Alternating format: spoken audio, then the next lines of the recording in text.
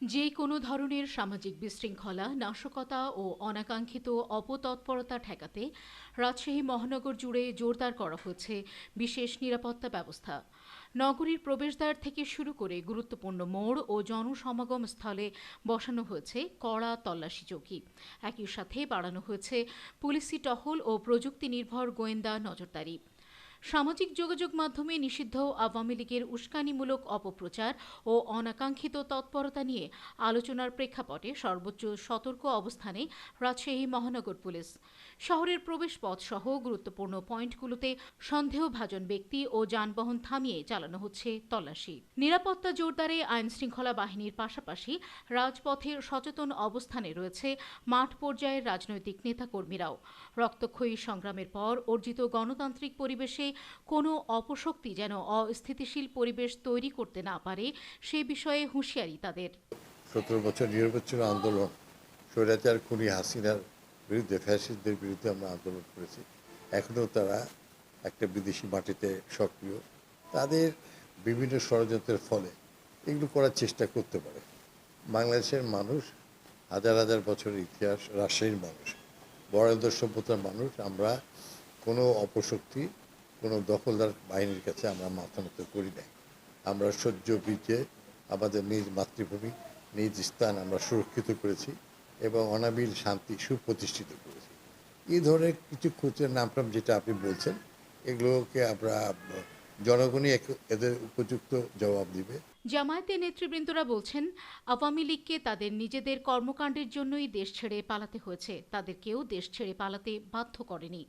জনবিচ্ছিন্ন আওয়ামী লীগকে দেশের মানুষ আর কখনোই মেনে নেবে না।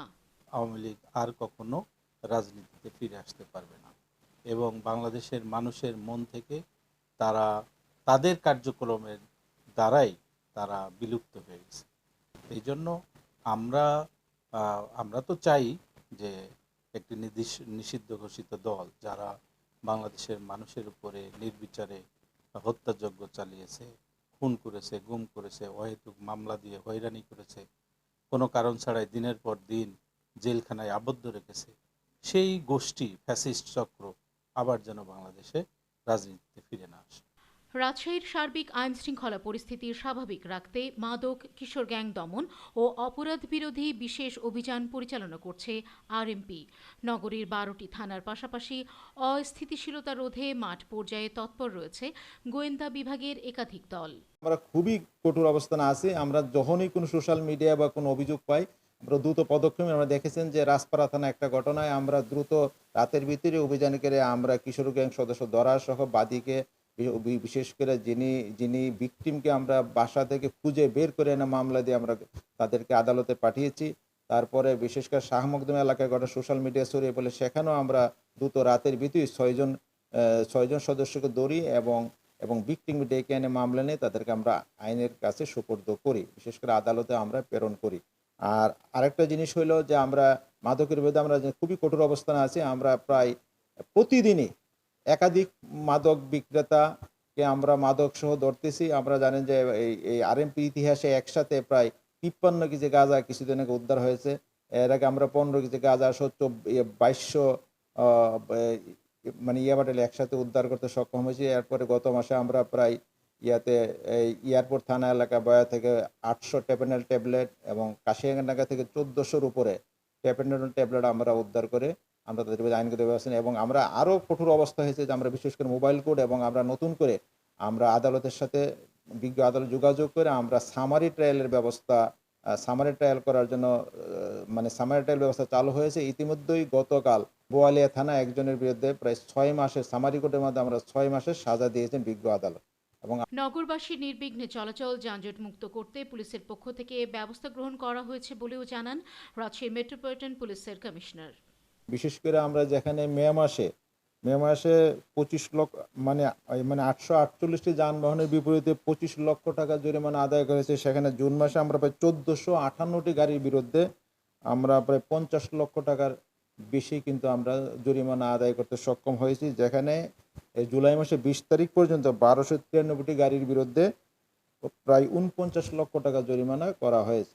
আমরা বিশেষ করে এই এই এই মোটরসাইকেল, হেলমেটবিহীন মোটরসাইকেল এবং রেজিস্ট্রেশনবিহীন অথবা বিশেষ করে ট্যাক্স টোকেন ফাঁকি দিয়ে এরকম গাড়ির বিরুদ্ধে আমরা যথা পদক্ষেপ নিচ্ছি। বিশেষ করে মোটরসাইকেলে 2 এর অধিক যাতে যাত্রী পরিবহন না হয় এবং সবাই যাতে হেলমেট পরে এবং বিশেষ করে মোটরসাইকেলে বিশেষ আওয়াজ সম্পন্ন কোনো লাগে যাতে মানুষেরকে কোনো শব্দ দূষণের মতো কোনো ঘটনা না ঘটাতে পারে, সেদিকে আমরা খুবই সজাগ আছি। তিনি জানান, বর্তমানে নগরীর আইন শৃঙ্খলা পরিস্থিতি সম্পূর্ণ নিয়ন্ত্রণে রয়েছে। পুরো শহরকে নিরাপদ রাখতে প্রধান প্রধান সড়ক ও মোড়গুলোকে নিয়ে আসা হয়েছে শক্তিশালী সিসিটিভি নেটওয়ার্কের আওতায়। রাজশাহীর এই অপরাধ নিয়ন্ত্রণে বিশেষ করে আমরা নিরাপদ নগরী গড়ার লক্ষ্যে আমাদের ইতিমধ্যেই প্রায় 214টা সিসি ক্যামেরা বিভিন্ন জায়গায় অ্যাক্টিভ আছে। তার মধ্যে আমাদের সিটি কর্পোরেশন থেকে 7টি, আমাদের রাজশাহী মেট্রো পুলিশের পক্ষ থেকে 114টি, আর এই 154টি টোটাল 214টি অ্যাক্টিভ আছে। আর ইতিমধ্যেই রাজশাহী সিটি কর্পোরেশন থেকে আমাদের এই 150টি সিসি ক্যামেরা লাগানোর প্রক্রিয়াধীন আছে। সবগুলোর জন্য লাগানো হলে আমার মনে হয় যে রাজশাহীর মহানগরের অলিগলিতে অপরাধ নিয়ন্ত্রণে এগুলো আমরা আরও নিয়ন্ত্রণ কঠোর করতে পারবো, নিয়ন্ত্রণ করতে আমাদের সহজ হবে। মহানগরীর পাশাপাশি সতর্ক অবস্থানে বিভাগের জেলা পুলিশও। প্রতিনিয়ত রাজশাহীর 8 জেলার আইন শৃঙ্খলা পরিস্থিতি কঠোরভাবে পর্যবেক্ষণ করছেন রাজশাহী রেঞ্জ পুলিশের ডিআইজি। রাজশাহী রেঞ্জাধীন যে 8টি জেলা রয়েছে, এই 8টি জেলার পুলিশ আমাদের কাছে আমাদের কড়া মেসেজ রয়েছে যে নিষিদ্ধ ঘোষিত সংগঠন আওয়ামী লীগ যাতে কোনোভাবে সংগঠিত না হতে পারে। হ্যাঁ, তারা বিভিন্ন জায়গায় বিচ্ছিন্নভাবে হয়তো সংগঠিত করার চেষ্টা করছে, কিংবা অনেক সময় আমরা দেখছি 2-4 জন একটা মিছিল করে তারা সোশ্যাল মিডিয়াতে করছে। তো আপনাকে আমি আশ্বস্ত করি যে গত 15ই আগস্ট যে পালিত হয়েছে, আপনারা নিশ্চয়ই দেখেছেন যে রাজশাহী রেঞ্জের কোথাও কিন্তু তারা কোনোভাবে সংগঠিত হতে পারে নাই এবং আমরা কিন্তু তাদের সংগঠিত হতে দেই না। তো আমাদের এই ব্যাপারে যেখানেই তারা সংগঠিত হওয়ার চেষ্টা করছে, আমরা গোপন সংবাদের ভিত্তিতে কিংবা আমরা যদি কোনো সংবাদ পাই তাৎক্ষণিকভাবে আমাদের সংশ্লিষ্ট থানার ভারপ্রাপ্ত কর্মকর্তা, সার্কেল এসপি, অ্যাডিশনাল এসপি অথবা পুলিশ সুপার নিজে গিয়ে তার ব্যক্তিগত উদ্যোগে ব্যবস্থা নিচ্ছেন এবং তারা কোনোভাবে সংগঠিত হতে পারছেন না এবং আমি আশা করছি যে ভবিষ্যতে তারা সংগঠিত হতে পারবে না। আর দ্বিতীয় যিনি বললেন যে বাংলাদেশের চরমপন্থী কিছু আনাগোনা রয়েছে, বাংলাদেশে অন্তত রাজশাহী রেঞ্জের কোথাও চরমপন্থী এরকম কোনো আনাগোনা এখন পর্যন্ত পাইনি। আমাদের গোয়েন্দা তথ্য, আমাদের নিজস্ব ডিবি, এরা আমরা তার সার্বক্ষণিকভাবে আমরা বিভিন্ন জায়গায় বিশেষ করে জঙ্গি প্রবণ যে এলাকাগুলো রাজশাহীতে রয়েছে, বিশেষ করে বাগমারাতে আমরা আলাদা ভিজিলেন্স দিয়ে রেখেছি এবং সেখানে আমাদের সাদা পোশাকের পুলিশ আছে, গোয়েন্দা পুলিশ আছে, তারা তাৎক্ষণিকভাবে তারা খবর যাচ্ছে এবং যদি আমরা কখনো কোনো তথ্য সংবাদ পাই আমরা অবশ্যই ব্যবস্থা নিব। সে ব্যাপারে রাজশাহী রেঞ্জের 8টি জেলা সার্বক্ষণিক তথ্য। মাদকের বিষয়ে বলেন, মাদক বাংলাদেশ পুলিশ অবশ্যই মাদকের ব্যাপারে জিরো টলারেন্স নীতি গ্রহণ করেছে সবসময় এবং বর্তমান সরকার এই ব্যাপারে সচেতন এবং আমাদের জিরো টলারেন্সের ব্যাপারে বিষয়ে আমরাও সচেতন রয়েছি। তো আপনি শিবগঞ্জের কথা বলছেন, গোদাগাড়ির কথা বলছেন। শিবগঞ্জের ব্যাপারে বোমা বিস্ফোরণ কিংবা একটা গোষ্ঠীর কথা বলছেন। তো আপনারা দেখেন ইদানিংকালে কিন্তু এরকম কোনো বোমা বিস্ফোরণের ঘটনা আমরা পাইনি। যদি মাঝে মাঝে যদি একটি ককটেল কেউ যদি কোথাও গোপন স্থানে রেখে যায়, সেটা হয়তো বিস্ফোরিত হয়ে সমস্যা হচ্ছে। আর গোদাগাড়িতে যে আপনি মাদকের কথা বললেন, আমাদের প্রায় প্রতিদিনই রেড দিচ্ছি।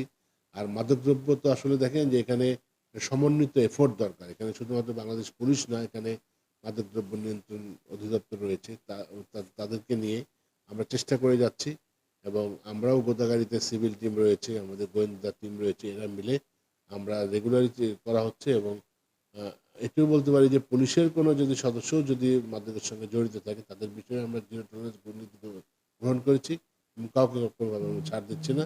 তো আমরা রাজশাহী রেঞ্জের সমস্ত জেলার যে আমরা সবাই তৎপর রয়েছি যাতে মাদকের ব্যাপারে কোনো ছাড় যাতে কোনো অপরাধী না। পেট্রোল টিম, মোবাইল টিম এবং চেকপোস্টের মাধ্যমে আমরা বিভিন্ন জায়গায় চেকপোস্ট বসাচ্ছি যাতে কোনো সন্ত্রাসী যাতে চেকপোস্টে চোখ ফাঁকি দিয়ে না যেতে পারে এবং ইভেন কোনো মাদকদ্রব্য যেন আমরা বিভিন্ন জায়গায় তাৎক্ষণিক চেকপোস্ট বসাচ্ছি যাতে আমরা কোনো গাড়িতে করে কিংবা মাদকদ্রব্য যাতে বহন করে নিয়ে যেতে পারে সে ব্যাপারে আমাদের সচেতন রয়েছে এবং আমরা মোবাইল টিমের মাধ্যমে আমাদের স্পেসিফিক কোনো সংবাদ পাই, কোনো ঠিকানা পেলে সেখানে আমরা ব্লক রেড দিচ্ছি। ব্লক রেডের মাধ্যমে কোনো সন্ত্রাসী লোক কি আছে কিনা, কিংবা মাদক দ্রব্য কিংবা কোনো গডফাদার আছে কিনা, আমরা এর মাধ্যমে আমরা চেষ্টা করছি তাদেরকে। আইন শৃঙ্খলা পরিস্থিতি স্বাভাবিক রাখতে কেবল পুলিশের কঠোরতাই নয়, পাশাপাশি সচেতন নাগরিক হিসেবে নগরবাসীর সহযোগিতা অত্যন্ত জরুরি বলে মনে করছেন সংশ্লিষ্টরা।